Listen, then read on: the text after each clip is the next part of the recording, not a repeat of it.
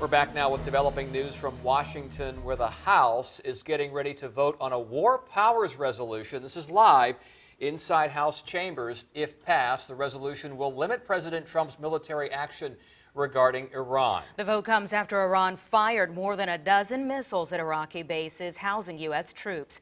Iran was responding to a U.S. airstrike also in Iraq that killed its top military leader. House Speaker Nancy Pelosi says the Trump administration is putting service members' lives in danger. What happened, in the view of many of us, is not promoting peace, but an escalation.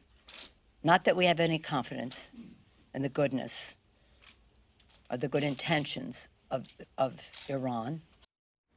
The resolution in the House is expected to pass. Now, Senator Mark Warner of Virginia says Iran's top military leader won't be missed. He talked to 10 on Your Side about the current tensions with Iran after the U.S. killed Qasem Soleimani. Laura Caso spoke with Warner about how the U.S. should proceed from here. Laura. Yeah, and Warner says that Iran's general was a dangerous man. He says he was not a friend of America.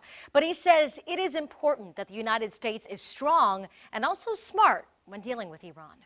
Tensions continue overseas, and Virginia Senator and Vice Chair of the Senate Intelligence Committee, Mark Warner, has many questions when it comes to deepening tension with Iran. I have no question and have accepted the fact that there was a real, tangible threat.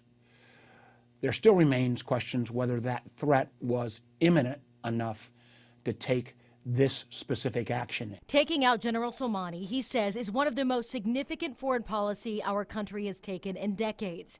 But he has questions. Why didn't President Trump consult with Congress before taking serious action overseas? Not only because it's constitutionally mandated, but also to make sure that Congress has a potential to buy in and maybe ask some of those hard questions that otherwise are not being asked. Just yesterday, 97 senators were briefed, he says.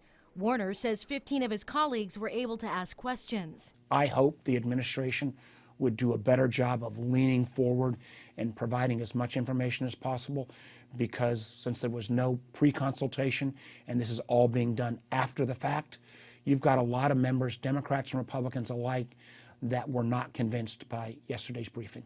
Senator Warner says he commends the president for also addressing the public. I do commend the president for at least finally coming forward yesterday. I hope and pray that the Iranian military actions, which appear to be somewhat tempered so far, are the last of the violence in the region. And we'll have Warner's full statement and more from the discussion today on WAVY.com. Laura Caso, 10 on Your Side.